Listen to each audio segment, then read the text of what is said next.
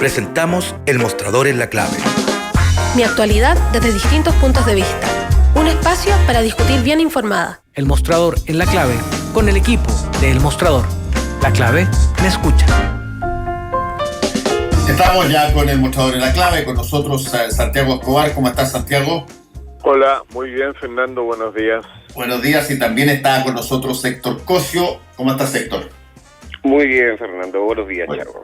Oye, ha sido la semana pasada, ha sido muy pródiga en términos de anuncios, porque fíjate que antes de esta semana no teníamos muchos candidatos presidenciales que confirmaran que estaban dispuestos a hacerlo, digamos. Hoy día hay 3, y quizás va para 4. Está, bueno, por cierto, que encabeza las encuestas, por lo menos las que se han conocido, Joaquín Lavín, que además con su declaración de socialdemócrata generó pero un debate político durante la semana como yo hacía mucho tiempo que no veía, por una frase que tiene menos de 7 palabras, digamos.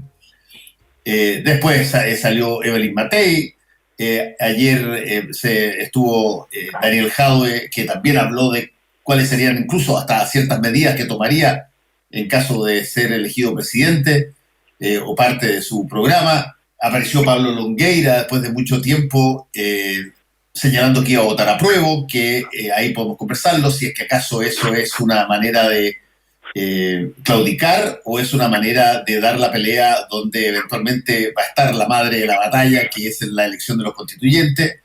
Pero se puso en menos de una semana el panorama extraordinariamente activo en materia política, y no proviniendo necesariamente del mundo de la oposición, que era generalmente la que daba tema, sino que ni del gobierno, sino que de lo que podríamos denominar la coalición de gobierno, a ver, los partidos afines al gobierno. Thiago, ¿cómo lo viste esta semana? Me imagino que gozaste. Bueno, igual sí, José, igual que la estás viendo tú, Fernando, decir, tremendamente movida, con muchas ganas, además yo diría con nociones tácticas inteligentes en general en la derecha. Mira, me llamó mucho la atención la aparición de Pablo Longueira, sobre todo porque tiene Longueira siempre, cuando está lúcido, ha sido un tipo con nociones tácticas de la política muy adecuadas. O sea, Longueira fue el que visitó en su momento a José Miguel Insulza en La Moneda. Hicieron un acuerdo cuando en los primeros años del gobierno de Lagos, cuando Lagos pasaba por un momento difícil, ¿no? Es decir, el escándalo de los sobresueldos. Claro, el escándalo de los sobresueldos. No, yo pienso que Longueira tiene una gran noción de táctica en la política. Bueno, después yo diría totalmente lo contrario a lo que es Alamán, porque tiene unas nociones tácticas que siempre van contracorriente del sentido común. Y es muy cercano lo que él piensa a lo que ha estado haciendo Lavín. Y tú tienes razón, han aparecido candidatos pero a mí me llama la atención el gran vacío de la oposición, ¿eh? Eso me llama mucho la atención, porque en realidad todos son tímidos. Primero vamos a enfocar tal cosa, tal otra, y cuando las cosas empiezan a rodar de la manera que la está haciendo rodar la derecha, además con una presión sobre el evento más importante según la derecha que va a ocurrir, que es el plebiscito sobre la constituyente, y con mucha confusión. Ahí Héctor nos puede ilustrar bien sobre la posición que está tomando el presidente de la República, que está cada vez más, yo diría más ambiguo, parece que vive en las nubes, etcétera, y que en el paro de los camioneros y en todas estas cosas ha actuado muy mal. O sea, de verdad uno tiene la voluntad de que aquí haya continuidad institucional, pero las cosas que está haciendo el gobierno y hace Piñera realmente son incomprensibles. Bueno, no hablo del ministro del Interior porque no ha hecho nada. O sea, es realmente hasta molesto. Pero lo que tú señalas, Fernando, yo creo que es el punto. Es decir, ha cambiado un poco la atmósfera política. Yo sentí que había una inyección de entusiasmo poco usual en la derecha y encontrar, ¿no es cierto?, un leitmotiv de continuar una discusión interna y con la frase. Yo creo que es una etiqueta, pero bueno, que la discusión sobre la socialdemocracia es más de fondo. Es una discusión que el país debiera tener realmente, porque el realineamiento político se va a producir, inevitablemente se va a producir. A lo mejor no en el nivel nacional, porque en el nivel nacional seguimos siendo, estamos muy obnubilados por la búsqueda del líder, pero yo diría que en el nivel intermedio, en los niveles intermedios de la política y en los niveles regionales, el reacomodo político general se va a producir y ese acomodo lleva una discusión sobre modelo de gestión política y sobre modelo de administración y tiene que ver con esta discusión sobre el contenido de los socialdemócratas o el contenido de mercado más liberal de mercado, que es el que se va a dar. Héctor. Sí, bueno, hay varias cosas que a mí me llamaron la atención. Yo primero me soy del grupo de personas que se vio sorprendida con la aparición de Longueira. Yo la verdad, no, dentro de las cosas que me había planteado, haciendo correr la imaginación, no había imaginado un retorno de Longueira en esta circunstancia. Primero porque, hay que decirlo con todas sus letras también, Pablo Longueira hoy día es un acusado del delito de cohecho. Él está vinculado a varias causas, algunas de las cuales ha sido sobreseído, pero tiene una causa vigente. Pablo Longueira hoy día es acusado del delito de cohecho en la arista de Soquimich.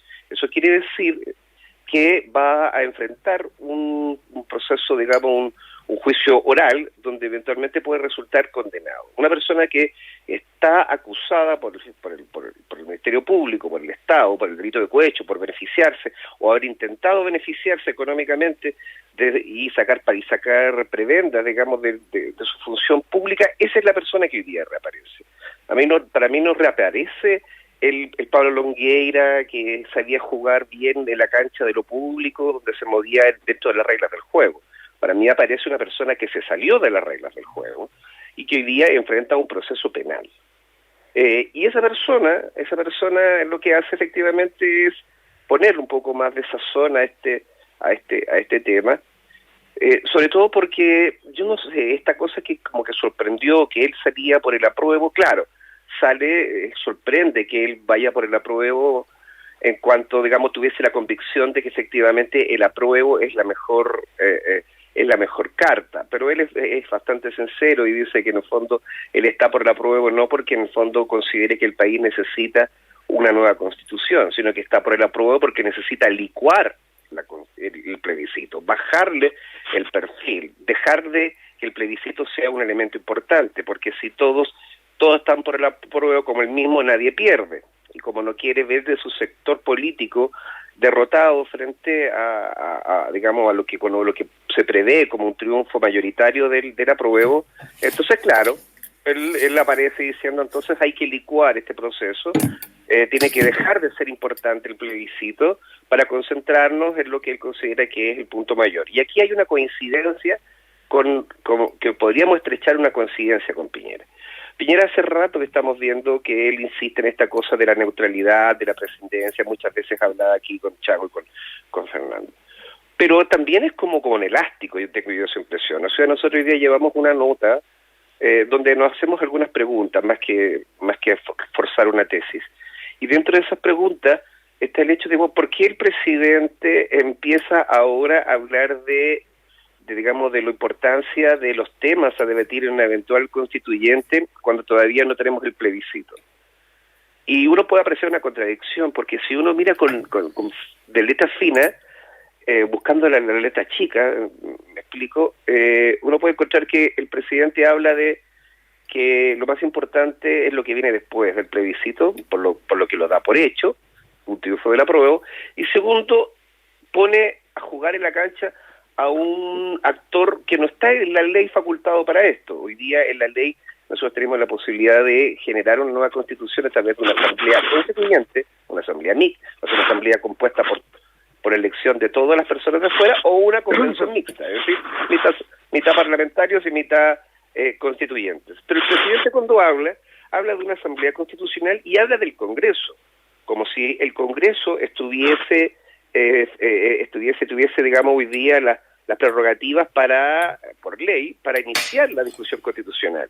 Eso no está en la ley. Entonces el presidente lo que hace es meter cada vez más un órgano que no está ni en el acuerdo del 15 de noviembre, ni en la ley para realizar, digamos, el plebiscito y una futura nueva constitución. Y ahí uno observa también cuál es la estrategia que hay detrás. Es la estrategia del rechazo. Y la estrategia del rechazo busca eso. Busca ponerse en el evento de que pierde, pero tratar de evitar a toda costa que sea una asamblea constituyente la que digamos, en definitiva, redacte una nueva constitución. Y ahí, en ese ángulo es donde entra Longueira a quitarle importancia al plebiscito y a tratar, digamos, de apuntalarse donde él mismo se presenta como un constituyente. Habría que verlo también ahí si es que tiene posibilidades de hacerlo, porque se tiene entendido, digamos, que el juicio que afecta en su contra tendría que, digamos, estar coincidiendo con las mismas fechas. Entonces habría que ver si realmente tiene la posibilidad de hacerlo, pero al menos lo anuncia. Entonces ahí uno ve una estrategia efectivamente a licuar el plebiscito y a tratar de, digamos, de meter al Congreso, tal como lo ha hecho el presidente en las tres últimas instancias, otras últimas opiniones.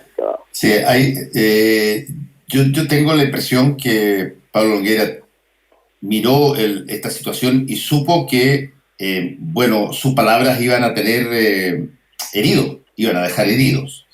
Uno de los heridos, y probablemente el herido que más le debe haber dolido la presencia de Pablo Longueira y sus palabras, es la presidenta de su partido, Jacqueline Van Rieselberghe, que llevaba solamente 6-7 días antes, había dicho que a ella le parecía que el presidente no quería ponerle palabras en su boca, pero debía decir que iba a rechazar el gobierno, pronunciarse por el rechazo. Lo que de alguna manera entiendo yo que lo ve Pablo Longueira como, si es que gana el apruebo por una masividad como la que están mostrando las encuestas hoy día, el plebiscito es básicamente sobre el gobierno, no solamente sobre la Constitución. Y eso deja a las posibilidades de una continuidad gubernamental o de una presencia parlamentaria en las próximas elecciones extraordinariamente menguado el sector. Y por lo tanto se fue de pique contra la idea de Jacqueline Van Rieselberghe, que es el gobierno no se debe materializar a favor del rechazo, tanto así que Pablo Longueira propone votar por el apruebo e ir a dar la pelea donde él considera que es más factible ganar, o por lo menos no perder por tanto margen, que es en la elección de la Convención Constituyente. Pero ahí tú tienes un problema que necesariamente deja víctimas. Ayer saltó Iván Moreira a decir de que le parece impresionante de que se trate a los votantes del UDI como desde un patrón de fondo. Ahí hay peleas anteriores, ahí hay limazos y asperezas, pero esto me dio la impresión a mí, Héctor y Chago, que es casi como una cosa que salió sin que se lo dijera a nadie. Y por lo tanto, el efecto de sorpresa al interior de la UDI fue mayúsculo. Mira, ahí una pequeña observación, Chago. Lo que pasa es que yo lo que siento es que sí, fue una sorpresa por el momento, pero que esto está muy trabajado. Yo no siento que esto fue algo que se le ocurrió un día, se levantó Pablo Longueira y dijo, dale, voy a votar por el apruebo. Y es más, esto es una interpretación, desde luego, pero yo lo he hecho directamente con lo que ha hecho el presidente de la República en las últimas 3 intervenciones públicas que ha hablado del tema. Primero, lo que se ha sabido es que el Longueira lo comentó esto con el ministro del Interior, con Víctor Pérez, y que además quien le dio el impulso para que lo hiciera cuanto antes es Andrés Chadwick. Sabemos perfectamente que Andrés Chadwick sigue siendo, digamos, el orejero del presidente. Sigue estando muy presente, nunca dejó de hacerlo, ni siquiera cuando estuvo Blumel como ministro del Interior. Siempre ha sido muy presente. Y una estrategia como que según lo se sostiene, es avalada por Andrés Chadwick, es decir, que vaya por el apruebo para así reducir una posible pérdida electoral importante y que ésta sea canalizada por el gobierno, yo creo que el gobierno la comparte. Por esa razón es que insiste también en quitarle un poco, le preguntan por el plebiscito y tiende a hablar de la Convención Constituyente y del Congreso, porque en el fondo hay una estrategia. Y esa estrategia es la que de alguna manera quieren que el sector se aglutine en torno a ella, en torno a ir a pelear por la Convención. Ahora Yo de verdad creo que estas son nociones tácticas en un escenario que tiene ciertas verdades instaladas que no son definitivas, pero que tienen alta probabilidad de ocurrir, como es que el apruebo, es decir, cambiemos esta Constitución, sea muy masivo, muy mayoritario como están dando las encuestas. Eso es un punto uno. El punto dos, el mejor escenario en esa decisión para el gobierno no es precisamente lo que dijo Alamán hace, no sé, 2 meses o 2 semanas atrás, el rechazo y ser consecuente con el rechazo. Si a mí me hubieran preguntado qué debiera hacer el gobierno, yo hubiera dicho, mira, plegarse al apruebo, porque eso es una decisión masiva, hay acuerdo político, hay un consenso, estamos en nociones, digamos, de renovación constitucional que son muy de fondo, y entonces plegarse la prueba y no ponerle una muralla a la prueba, o no ser consecuente con el rechazo y plegarse al rechazo, porque va a sufrir una derrota, y el que explica una derrota masiva está en un aprieto. A mí me llama la atención que en este movimiento táctico la postura, el vacío político de la oposición sea tan grande. Alguien me va a matar con lo que voy a decir, seguramente, más de alguien, mucha gente me va a matar, pues yo digo, el mejor candidato en la perspectiva de una noción de un país nuevo, con una oferta de país nuevo, se llama Guido Girardi. No hay político nuevo, ¿no es cierto?, más nuevo o que encarne una visión de política renovada, con una visión de proyecto de país futuro, que haya trabajado en ese sentido, etcétera. Ahora, si me dicen, mire, es muy controvertido, ha estado acusado de todas estas cosas, es medio mafioso, yo le digo, bueno, ¿quién tenemos discutiendo? Lo acaba de decir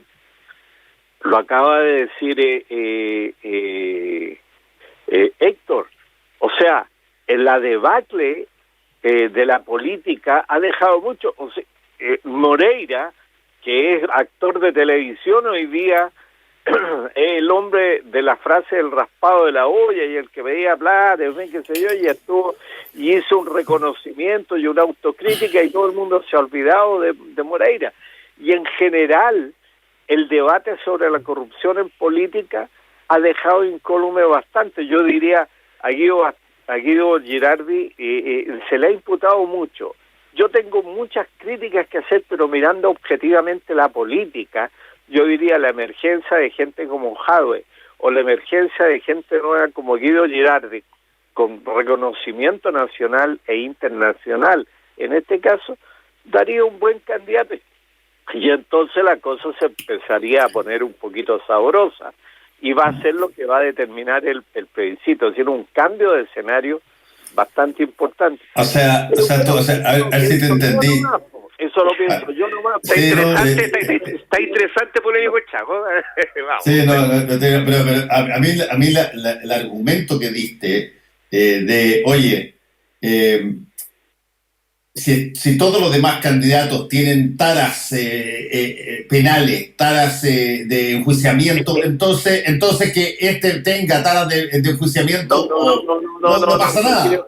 No, yo no dije eso, Fernando. Yo lo que digo es una crisis general de política donde todos se imputan a todos. Mira, yo no es verdad, no todos se imputan a todos, y esa es toda la diferencia. El caso específico de Girardi, yo te voy a decir, o sea, todo el mundo le hace una mácula a Girardi, o le ha hecho una mácula, y sin embargo nunca se ha visto envuelto en una situación como, por ejemplo, la ilegalidad de la generación de la ley de pesca, o la recolección de plata. Todos son sospechas en torno a qué o la idea, porque yo creo que es verdad, los políticos son enérgicos o no son.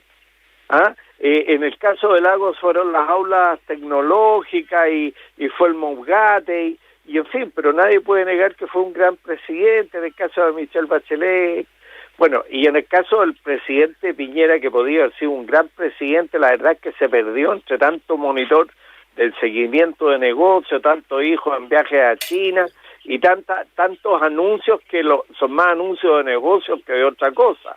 ¿Ya? Bueno, yo entiendo que estamos entonces en temporada abierta de proponer candidatos, porque exacto, sí, pero y buscar justificarlo en términos de su historia de la manera que se quiera, pero esto es un panorama totalmente distinto al que había hasta hace 2 semanas, donde estoy siguiendo tu concepto, sí. Fernando, y yo creo que tú tienes razón.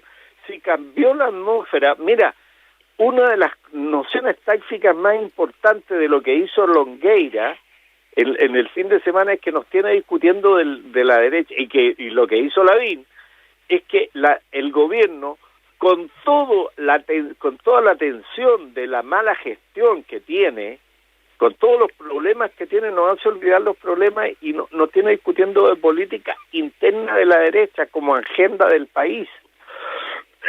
Cuando no es el problema, lo más probable es que se acerque a una derrota política y por lo tanto los desafiantes tengan una postura adecuada. Bueno, los desafiantes aparecen con una cosita chiquitita, así, con una cosita jugando con bolitas de, no sé, con bolitas de piedra, bien chiquitita, con perlitas, y no están jugando a la política grande, o sea, no están jugando a afianzar, digamos, primero que a exigirle al gobierno que sea gobierno hasta el final y que no se deje llevar por el síndrome del pato cojo, y entonces el presidente haga anuncios y él y el ministro del Interior parezcan jefes del paro del pobre paro de los camioneros del sur, que crean problemas porque nadie hace nada con eso.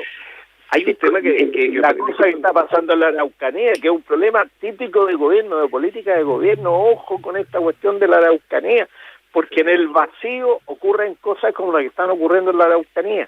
Entonces, yo la verdad es que digo que a mí me llama más la atención el vacío de la oposición que la creatividad política de la derecha, porque la creatividad política de la derecha son nociones tácticas y son buenas, y Longueira ha sido siempre un buen táctico, para que negarlo, pero está metido en la ley de pesca, está metido en todo.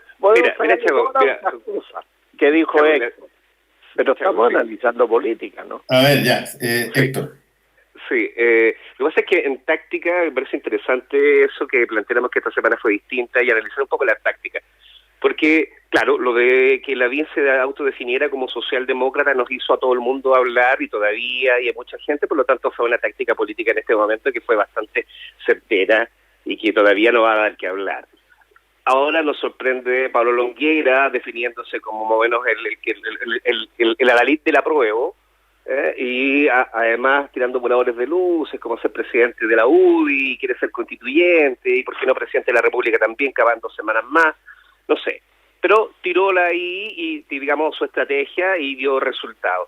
Yo quería hablar un poquito de la Evelyn Matei, porque aparte de que la Evelyn Matei usó, digamos, la portada de LUN, que es un diario que es muy masivo, que no trae noticias, pero que es muy consultado y es muy masivo, pero Evelyn Matei hizo una gestión antes de que saliera publicado su intención de ser presidenta de la República, donde ya lo mostró con toda fuerza que ella va a ser una contrincante. Primero, cuando trató de populista al propio Joaquín Lavín. Eso fue tirarle la camioneta encima de inmediato. ¿Cuando trató de populista a quién? A Lavín. A Lavín. Cuando trató de populista a Lavín y dijo que era zigzagueante y todo eso, claramente ahí, si alguien se tira contra la principal carta hasta ese minuto del partido, es porque busca hacer carta también. Entonces, ese es lo segundo. Pero lo que a mí me resultó más interesante se dio en un marco de un workshop que organizamos nosotros El Mostrador con el Consejo para la Transparencia, donde me tocó ser moderador de un debate entre varios alcaldes, y donde estaba Jaue, y estaba también Evelyn Matei, entre ellos también Carolina Leitao y Rodrigo Delgado de Estación Central. Pero en esa oportunidad toma la palabra Jadwe y empieza a decir varias cosas que tienen que ver con lo que ella ha dicho bastante, ¿no? Este tema de que la democracia solo se puede recuperar con más democracia y por ese tono. Lo que llamó la atención es que por cada cosa que podía decir Jadwe, que tuviese sentido común importante y habláramos de una suerte así como de renovación de la política, saltaba inmediatamente Evelyn Matei a encontrarle toda la razón. Y se dieron unas coincidencias que fueron impresionantes. Salió a hablar Evelyn Matei diciendo, sí, queremos más plebiscitos, que la gente defina lo que quiere hacer, si le hubiéramos dado la oportunidad a la gente que definiera... Si vamos a hacer la Suiza de América Latina. O es impresionante, ella decía, si le hubiéramos dado a la gente la posibilidad de elegir si teníamos o no una ley de divorcio mediante un plebiscito, hubiéramos tenido esa ley hace 30 años. O sea, démosles voz, más democracia directa. Y con Jadwe y Matei parecían que estaban en el mismo club deportivo. Era interés, era la verdad. Y en ese momento nosotros nos dimos cuenta y dijimos, bueno, titulamos y pusimos la foto de Evelyn Matei al lado de la foto de Jadwe, le pusimos tan lejos, tan cerca. Bueno, al día siguiente ella salió diciendo que era candidata a la presidenta de la República. Entonces, sí, están jugando con distintas tácticas, están sorprendiendo un poco al menos su sector y se ve movilidad. Ahora, ¿cuáles son realmente los efectos que se logran ahí? No sé si será mucho, pero en eso, digamos, efectivamente la derecha en la última semana nos ha dado que hablar y entre ellos mismos se han estado cuestionando harto, lo que contrasta ciertamente con todo lo que acaba de decir recién Chago sobre la bulia de la oposición y cómo la oposición definitiva está dejando que la historia pase en cámara lenta para subirse el carro de la victoria del apruebo al final y por el carro de atrás sin pagar. Pero hagamos una pequeña pausa y en la segunda media hora la dedicamos a la oposición porque está bien entretenido, porque aquí va a tener que haber respuesta y yo creo que el más beneficiado va a ser en realidad la gente, que va a tener mucho más claro, porque en este tipo de situaciones, en este tipo de escenario, digámoslo directamente, las cosas se transparentan de una manera mucho más directa. Sí. Hay mucho menos espacio para, llamémoslo así, para la pirueta. Tú ya tienes que salir directamente con tus ideas, digamos. Por eso quiero con la palabra medida para hacer un puntito. Ni un problema. Dale. Volvemos. En esta época más que nunca, lo más relevante es el cuidado de las personas. Un espacio de trabajo limpio es tu mejor aliado. Para el cuidado de tus clientes y colaboradores, contáctanos. Somos Saín, especialistas en limpieza y desinfección de oficinas y espacios comunes. Una oficina limpia es una oficina feliz. Encuéntranos en oficinafeliz.cl. De lunes a viernes, justo a las 6 de la tarde, Metrópolis, segunda edición.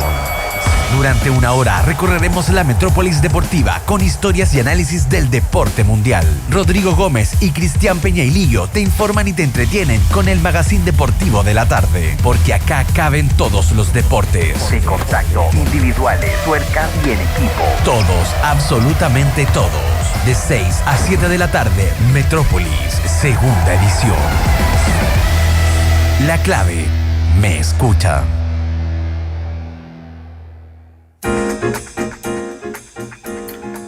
Estamos con el mostrador en la clave, Santiago Escobar y Héctor Cosio. Ya, Chago, tú tenías la palabra. Sí, mira, el Adalid de Girardi, cuéntale, por favor.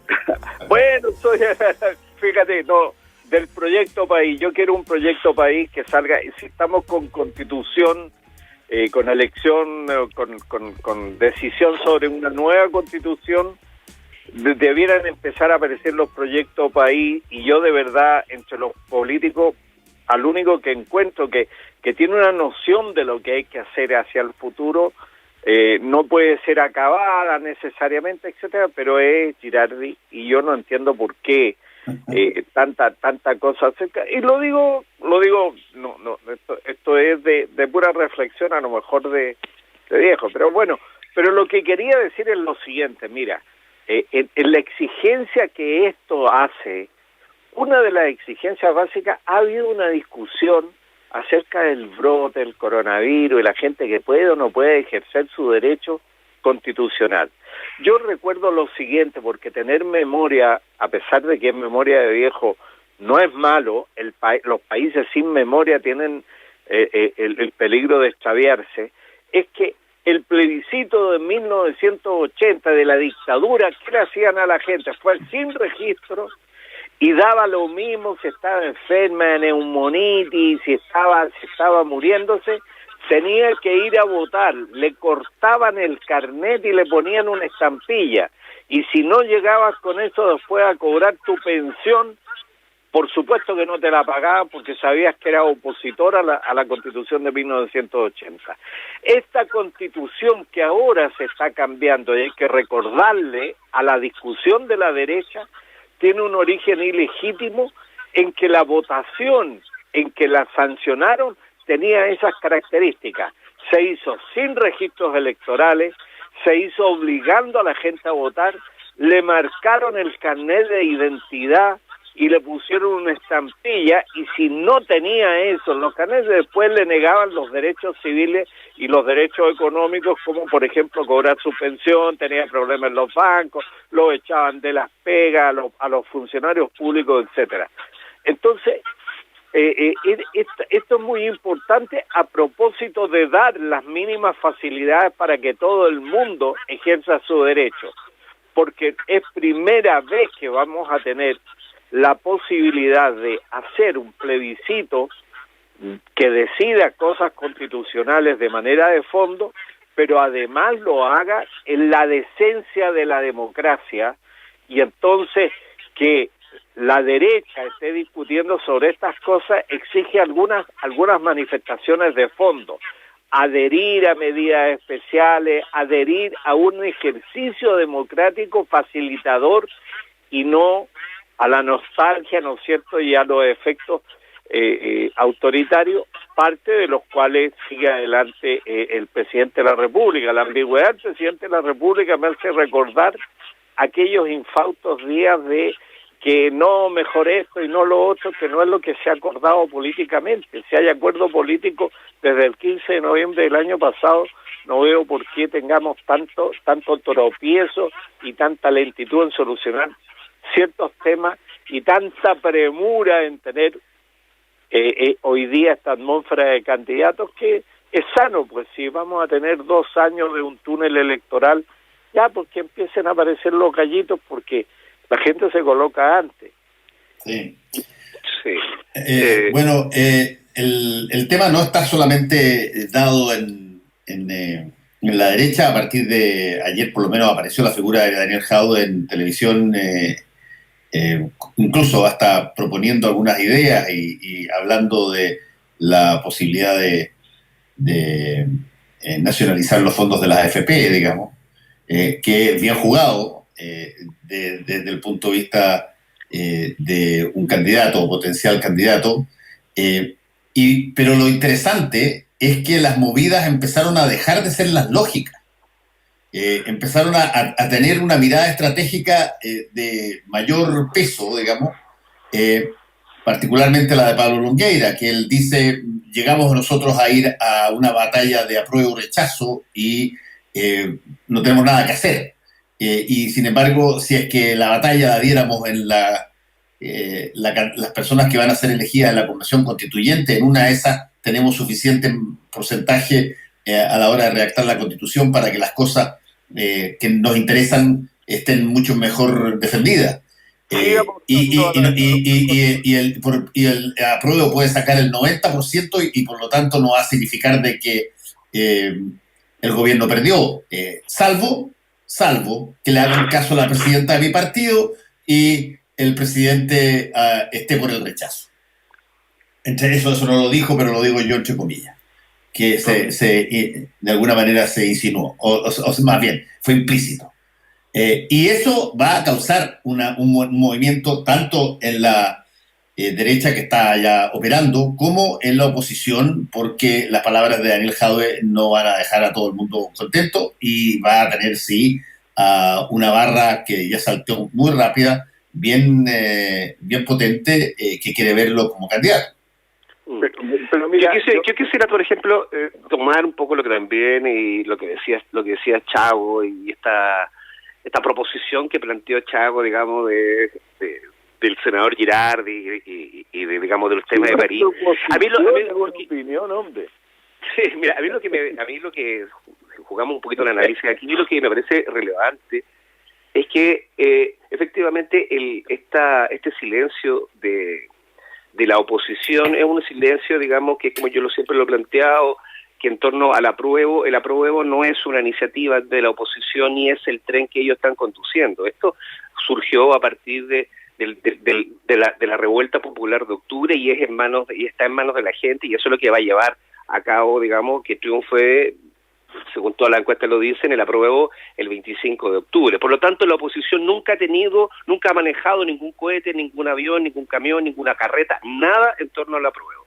Y eso de alguna manera es sencillo porque, digo, va a pasar la historia por delante de ellos, pero ellos van a alcanzar a subirse en el carro de atrás para salir como vencedores desde el apruebo. Por lo tanto, tampoco es para la oposición algo tan relevante el plebiscito, porque ya lo dan por absolutamente ganado.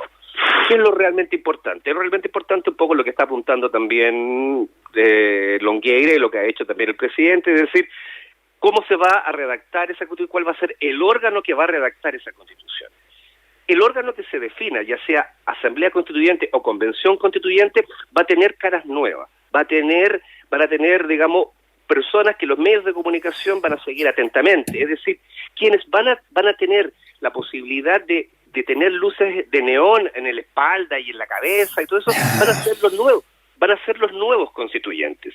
Los nuevos constituyentes van a ser una figura que no estaban dentro de la política contingente y que van a arrastrar la atención de los medios de comunicación. Personas, por ejemplo, como Girardi, quien desde luego no puede volver a ser candidato después que salió candidato a senador, luego que salió el tema de la ley y ya reduce, digamos, los procesos, pero recordemos que él, antes que saliera, digamos, esta ley, él había anunciado que no iba de nuevo a la reelección como senador. Uno se pregunta, ¿pero qué va a hacer Guido Girardi si no es un senador de la República? Lo hemos conocido. Pero el Chaco le acaba de poner la alfombra y pues. Exacto. Entonces uno piensa lo siguiente. ¿Qué cargo les gustaría, por ejemplo, tener a Girardi? Podrían ser las personas que debaten los temas país. Bueno, las personas que van a debatir los temas país van a ser las personas que van a estar en la constituyente. ¿Y qué mejor tribuna para nuevos liderazgos de personas que plantean cuáles son los destinos del país, el futuro del país? En Girardi el tema del agua, la no contaminación, poder tomar todas las energías, todos los atributos que tenía este país para ser líder en energía solar, y en fin, todo ese discurso que lo conocemos, que es bastante racional y bastante, digamos, bien pensado, pueden tener perfectamente una tribuna de lucimiento excelente durante la conversación y la convención constituyente. Recordemos que esto es como de un año. O sea, ese día, cuando tengamos los constituyentes, de ese grupo de personas, yo creo que pueden empezar a salir otras caras o dar otras sorpresas en función de una presidencial, porque es el mejor escenario posible para lucirse. Héctor, déjame decir una cosa que, fíjate, pensando lo que Chago planteaba. Uno de los insultos, porque fue un insulto en realidad, pero uno de los insultos políticos más impactantes que yo por lo menos vi, porque yo estaba viendo ese programa en vivo, fue cuando en una discusión televisiva, estando presente Aníbal Palma, el ex ministro de Educación de Salvador Allende del Partido Radical, y estaba Sergio Nofre-Jarpa hablando, y estaba, creo que, Américo Zorrilla, que era senador del Partido Comunista, o ministro de Hacienda en su momento. No me acuerdo cuál era el otro personaje, pero estaban discutiendo Nofre-Jarpa con este otro gran personaje de la izquierda, que no me acuerdo exactamente quién era, y se mete Aníbal Palma para dar una opinión. Y Sergio Nofre-Jarpa lo mira y le dice: perdón, esta es una pelea de perros grandes y no de quiltro. La trata del quiltro, ¿Te acuerdas tú? Bueno, yo estoy empezando a pensar de que, metafóricamente, parafraseando las cosas, lo que básicamente la entrada de Longueira al ruedo es básicamente decir lo mismo. ¿Saben qué? se acabó esta pelea de quiltro, amateurs.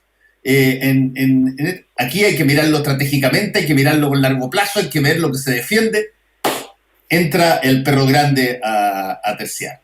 Y ahí Girardi podría saltar, tu candidato Chago podría saltar al interprimario, porque también ese se puede creer perro grande, y por lo tanto en la oposición no creo que haya pocos que no estén pensando en que aquí tiene que volver un poquitito la política seria, entre comillas, y no dejarse seducir por todos los ánimos de quien quiera que diga 2 o 3 cosas bien fuertes.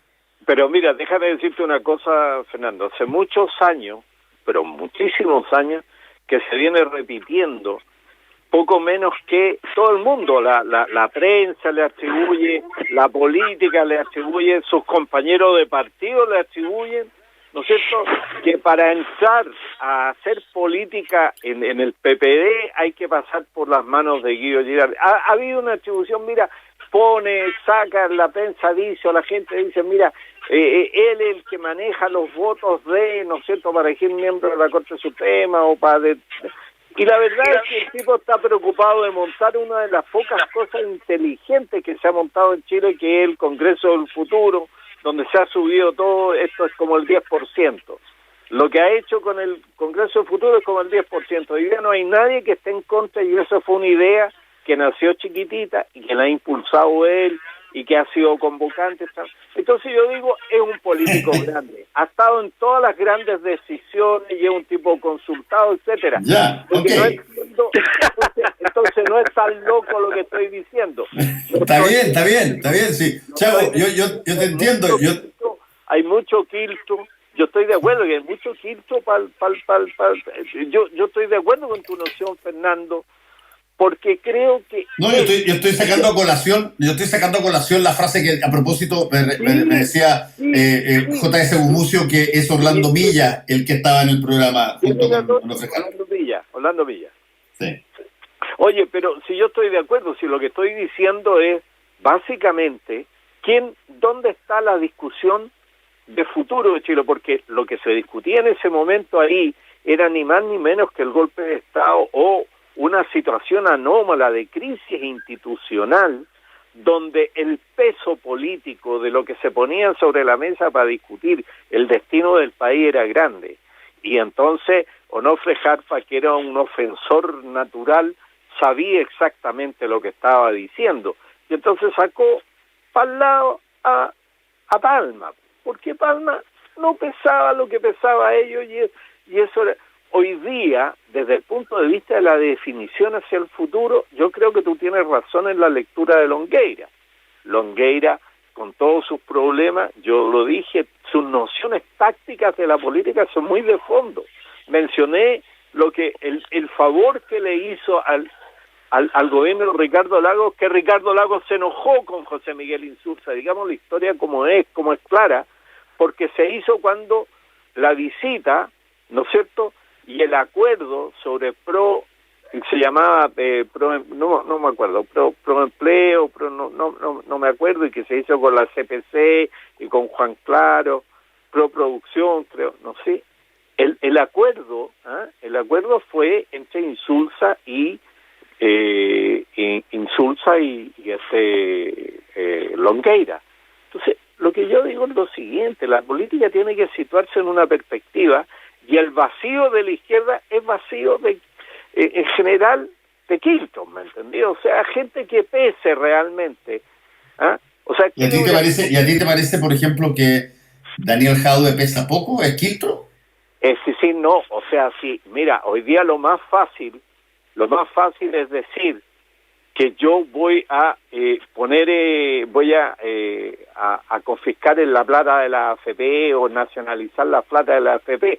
Bueno, los comunistas le agarran a todos los sindicatos, si no es el problema. El problema son los bienes, que se pronuncie, por ejemplo, sobre el orden de la ciudad, pero en serio, ya que se pronuncie sobre el derecho a la educación en serio, que lo haga. Ya, pero no me contestaste la pregunta. No, pero perdóname, pues Fernando, si hay una comuna desordenada desde el punto de vista urbanístico, y con permisos truchos y todo lo demás, es Recoleta, po. Y todo el mundo lo sabe. Recoleta, donde se ha ido construyendo, se cambian los arquitectos, se cambian los permisos y todo, y nadie les pasa multa a los chicos, pero a los grandes no, pues. Entonces, también se usan mal las platas de la subvención preferencial para los estudiantes, se mal invierten. También hay cosas que, entonces es fácil decir, bueno, ¿dónde está la plata? Pero son billetes, son papeles. ¿Dónde está la plata? En la AFP. Hoy día es gratis decir que nacionalicemos la AFP. No, si tenemos que pronunciarnos sobre el cobre, tenemos que pronunciarnos sobre el medio ambiente, tenemos que pronunciarnos sobre el agua, sobre la luz y sobre todo lo que te cortan, y en serio. Sí, o sea, le preguntaron sobre eso y contestó sobre eso, pero tú tienes razón de que la mirada de cualquier candidato seguramente va a ser mucho más amplia, digamos. Sí, yo estoy de acuerdo. Yo no estoy diciendo que Jadwe sea aquí, pero yo te digo que este país vuelva a tener un presidente o tenga un presidente comunista, es, como dirían en Ecuador, sueño de perros. O sea, volviste a los quiltros ahí. No es un problema de quiltro, es un problema de cuota política. Porque el PS, siendo menos incluso orgánicamente que el Partido Comunista, yo lo tengo escrito además en un trabajo, ha sido un país de eficiencia electoral? Nunca ha pasado el 10%, pero ha tenido 2 o 3 presidentes ya. ¿Por qué? Bueno, por una razón muy simple, porque estamos viviendo en un país que tiene una noción del comportamiento electoral que es histórica y que no va en la vertiente comunista, que además una iglesia va a tratar los problemas, porque si no olvidemos que hace unos 3 o 4 años atrás la Camila Vallejo saludaba al presidente de Corea del Norte, en el cumpleaños, y en fin, qué sé yo, y hubo toda una polémica divertida sobre ese tema. Entonces, no sé. En todo caso, creo que le hiciste el día a montones de tituleros, porque yo creo que la promoción de Guido Girardi no estaba en ninguna parte hasta que la pusiste tú. Bueno, es que eso me extraña, por eso lo puse, porque yo creo que uno tiene que, por lo menos yo así siento, yo observo la realidad y digo, ¿por qué un político de estas características no es considerado? Y entonces nombran alguien que lo nombran canciller y ya es candidato a la presidencia. Alguien se sube a un tanque y ya es candidato, y a veces resulta y otras veces no resulta para nada. Pero ¿por qué un tipo que ha mostrado que le ha hecho importantes favores al país en el ámbito de la gestión de la medicina, en el ámbito legislativo, de temas difíciles, porque ha sido uno de los que ha llevado adelante todo el tema de el medio ambiente en el país, cuando nadie hablaba de medio ambiente, que ha salido solo a la calle a hacer puntos de prensa para levantar los temas de fármacos y, en fin, ya están discutiendo la ley de fármacos 2 y se meten los temas que sí. Entonces, yo de verdad, un minuto, Chavo, ¿qué está pasando en la oposición, me entiendes? A ver, Chavo, deja a Héctor, dale. Sí. Bueno, en el caso de Girardi también es cosa de también seguirle como él ha hecho patente, como ha logrado sacar varios temas que antes no eran temas relevantes y lo ha convertido, digamos, en temas prioritarios. Todo, claro, desde luego, todo el tema de la salud, todo el tema del medio ambiente, todo el tema energético también es uno de los elementos centrales y que ha estado también siempre como punta de lanza en su Congreso del Futuro, pero no solo desde ahí. Además, Guido Girardi ha mantenido, y eso ha sido curioso, porque ha sido de los pocos políticos que ha mantenido desde antes del estallido, durante y después, una constante y masiva aparición en prensa. O sea, el senador Girardi no ha dejado una sola semana durante los últimos 6, 7 u 8 meses atrás, no ha dejado una sola semana en donde no ha opinado, muchas veces lúcido, sobre un elemento determinado. Y lo que yo creo que respecto a esta pelea entre perros grandes y quiltros, a mí me da la impresión, y quiero volver a ese punto, creo que una vez que se termine el tema del plebiscito y comience y ya esté definido el órgano para la Constitución, en ese momento que estamos hablando, hacia abril del próximo año, en ese momento es donde se van a empezar a ver si solamente hay perros grandes o si hay quiltros, y si hay quiltros de repente corren más rápido que un galgo. Porque ahí, en ese momento figuras de peso como la de Girardi, que no, a mí yo me tengo la impresión que él va a ser una persona que se va a postular a una convención constituyente, porque es ahí donde se van a discutir los temas que a Girardi le interesan, y además es ahí donde van a tener toda la atención pública que a él también le interesa. Entonces, pero tanto como él, hay otros alcaldes también, hay otras figuras, hay figuras del mundo de la ciencia, hay figuras del mundo de la cultura, hay figuras del mundo del empresarial, que también tienen sus aspiraciones políticas y que hasta este minuto no las hemos conocido, y que yo tengo la impresión que se van a verter sobre el terreno de la Convención Constituyente.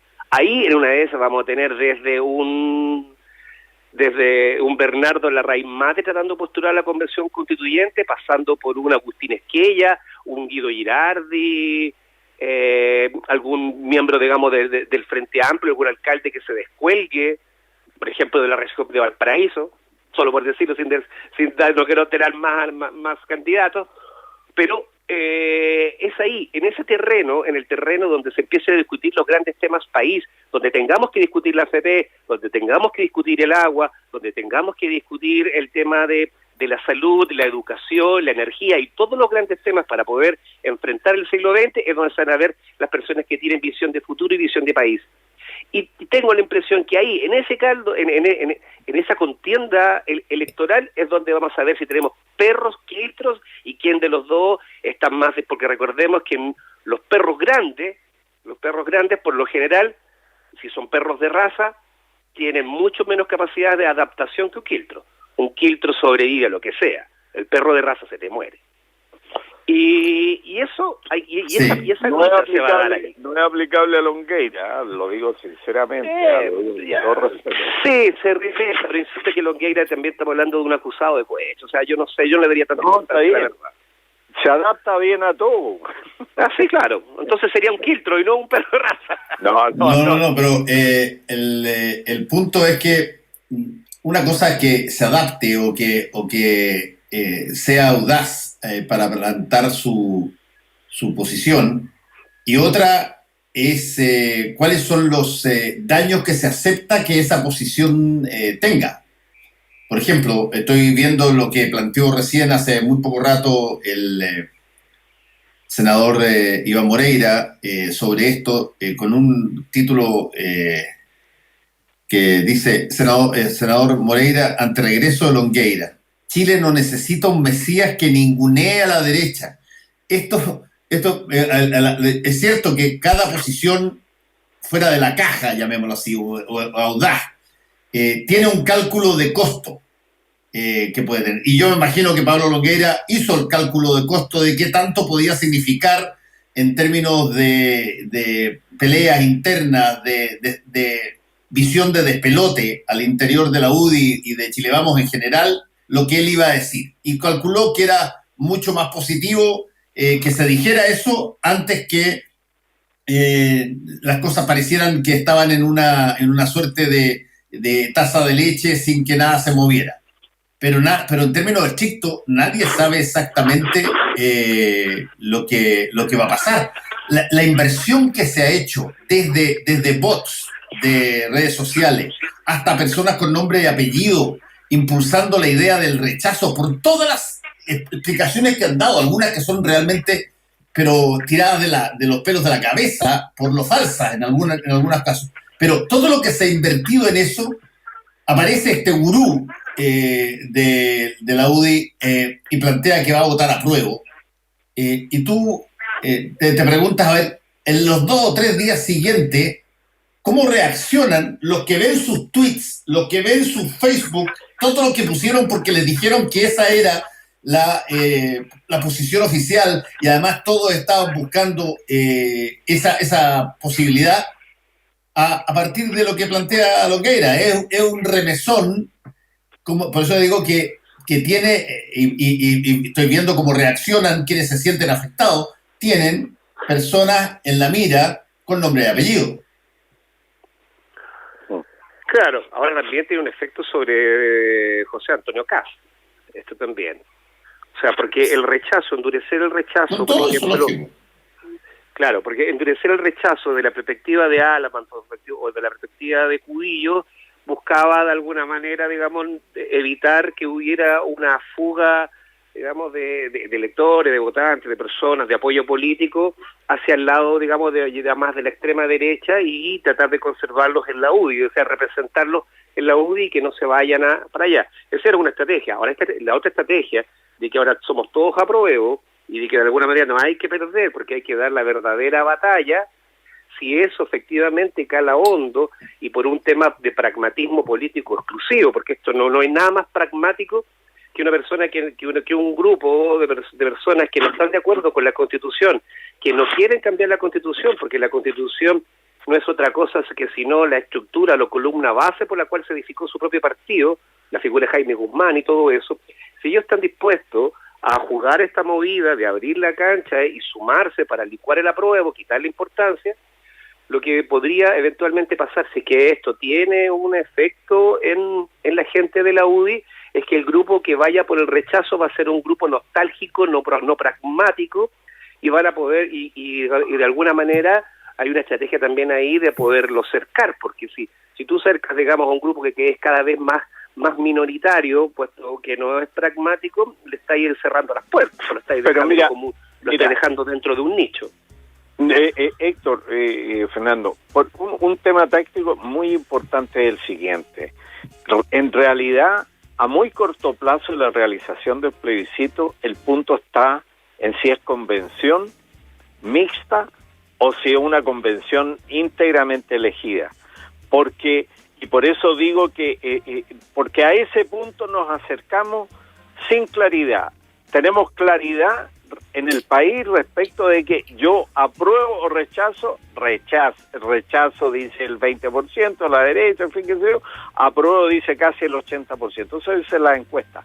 Pero luego, en el mecanismo, hay un juego que no es un simple tema, es un tema muy de fondo, porque respecto al mecanismo, si se aprueba la convención mixta, lo que hay es una sobrerepresentación, lo dijo Fernando de alguna manera, ¿no es cierto? Pero una sobrerepresentación de las viejas estrategias del viejo Congreso, de la vieja política, y por lo tanto asegurado un lenguaje de continuidad, no digo de contenido, pero por lo menos un lenguaje y una presencia de continuidad muy importante. Por eso creo que exigir definiciones más de fondo nos pone en la perspectiva de los contenidos, que es lo que importa. ¿Cómo va a ser la discusión posteriormente para darnos una nueva constitución? Porque lo que yo doy por hecho ya y por resuelto es que ganó el apruebo. Ya ganó el apruebo en la conciencia de la gente. Ahora bien, ese es el... No, espérate que se nos acabó el tiempo, muchachos. No me queda más. Sorry. Pero por favor, oye, sigan discutiéndolo ahí, sigan discutiéndolo en el mostrador. Damos una lista de candidatos presidenciales, Fernando. Pero ¿cómo que damos una pista si tú acabas de tirar el nombre de Girardi? ¿Entiendes? Está incendiada las redes sociales. ¿Qué le pasó al Chago? No sé. Ahora tengo que dar respuesta. El mostrador defiende. Chao. Nos vemos mañana. Chao, Fernando. Actualidad con ojo crítico. La información desde distintos puntos de vista. Fue El Mostrador en La Clave, con el equipo de El Mostrador. La Clave me escucha.